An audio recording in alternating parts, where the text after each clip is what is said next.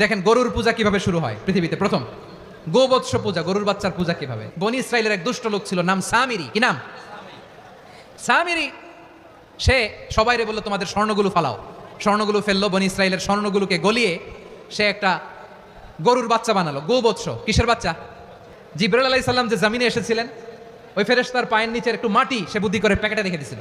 সে গরুর বাচ্চা বানায় স্বর্ণ দিয়ে গলিয়ে ওই মাটি এটার মধ্যে ঢুকাই দিছে ভেলকি দেওয়ার জন্য।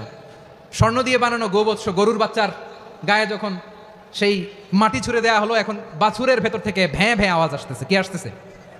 সবাই তো অবাক। সামিরি বলে, আরে তোমরা যে 70 জন দিয়ে মুসা আলাইহিস সালামরে পাঠাইছো ওইদিকে, এত ঘুরতেছে, আল্লাহরে খুঁজে পায় না, আল্লাহ তো এটার ভিতরে ঢুকছে। নাউজুবিল্লাহ বলবেন না? সেজদা দাও। এই সেজদা দিয়ে গেল। আল্লাহর নবী হারুন আলাইহিস সালাম বললেন, খবরদার, এটা সুস্পষ্ট শিরক। আল্লাহ সব গুনাহ মাফ করে, শিরকের গুনাহ মাফ করে না, খবরদার তোমরা থামো। কে শোনে কার কথা?